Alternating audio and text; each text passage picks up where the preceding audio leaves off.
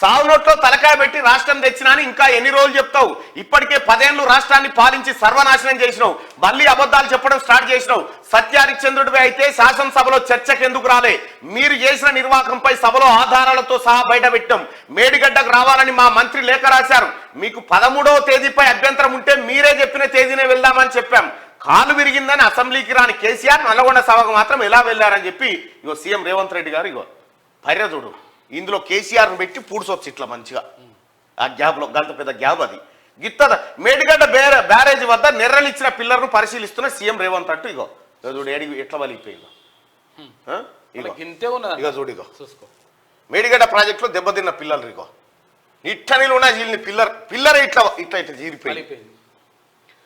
మేడిగడ్డ సత్యనాశ్ ఘోరంగా దెబ్బతిన్న బ్యారేజీ నిలువునా చీలిన 2 పిల్లర్లు ఫౌండేషన్ నుంచి పై వరకు పగుళ్ళు బయటకు వచ్చిన పిల్లర్ రాడ్లు 7వ బ్లాక్ లో 16 నుంచి 22వ పిల్లర్ వరకు డ్యామేజీలు బ్యారేజీ అంతటా కొట్టుకుపోయిన సీసీ బ్లాకులు భారీ నష్టాలను కప్పిపెట్టిన గత బీఆర్ఎస్ సర్కార్ మేడిగడ్డను సందర్శించిన సీఎం రేవంత్ మంత్రులు ఎమ్మెల్యేలు ఎమ్మెల్సీలు అక్కడ పరిస్థితులను చూసి విస్మయం వ్యక్తం చేసిన నేతలు విస్మయం కాదు ఆశ్చర్యపోతారు.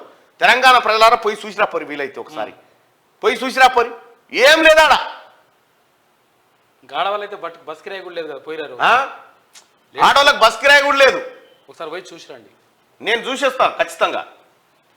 గత బీఆర్ఎస్ ప్రభుత్వం గొప్పగా చెప్పుకున్న కాళేశ్వరం భాగవతం బయటపడ్డది. ఈ ప్రాజెక్టు ప్రధాన బ్యారేజీ మేడిగడ్డ బండారం బట్టబయలైంది. సీఎం మంత్రులు ఎమ్మెల్యేలు ఎమ్మెల్సీల పర్యటనతో బ్యారేజీలో జరిగిన డ్యామేజీ మొత్తం బయటకు వచ్చింది.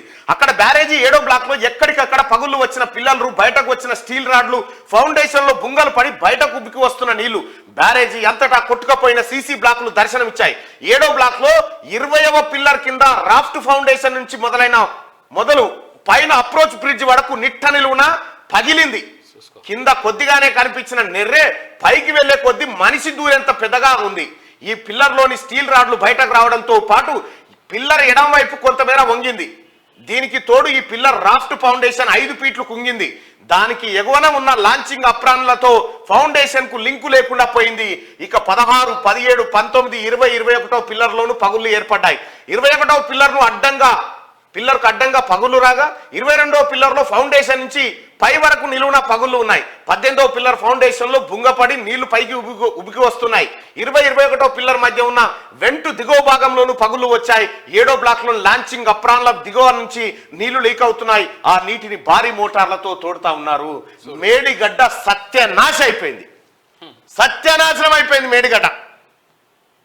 వీడు తీసుకపోయి ఇంకా ఏంది నేషనల్ జియోగ్రాఫిక్ ఛానల్లో ఒక అద్భుతం వచ్చింది. అడ్వర్టైజ్మెంట్ యాడ్ వచ్చింది. అద్భుతాలు సృష్టించింది. ఆసియా ఖండంలోనే ప్రపంచంలోనే అతిపెద్ద బరాజ్ నిర్మించడం నీ అమ్మ దొంగనా కొడుకులు ఈ కేసీఆర్ కుటుంబం వాళ్ళు మొత్తం సత్యనాశనం. ఆ ప్రతిమా వాడు ఎవడైతే ఉండరో కాంట్రాక్టర్ వాడిని పట్టుకోవాలి. ప్రతిమా వాడు మా రవిని అడిగితే చెప్తాడు వీళ్ళ కథ అంతా. అయితే ఈ రకంగా తెలంగాణ ప్రజలారా ఇగో ఇది కేసీఆర్ భాగవతమయ్యా. నేను బొట్టు ఖర్చు పెడితే నా రక్తం దారపోతే కాళేశ్వరం పనికి రాలేదా మీకు అంటుడు. ఇదా కాళేశ్వరం? మనిషి బట్టి అంత ఉందా? మనిషి బట్టి ఎంత సందులుంటాయి పర్యలు. అది చిన్నది. తెలంగాణ ప్రజలారా ఇగో ఇది కేసీఆర్ అంటే దుకాణం బయటపడ్డదిగా. ఇప్పుడు ఈ దొంగని అసెంబ్లీకి పోమ్మని ఇలా చూద్దాం. అసెంబ్లీకి పో.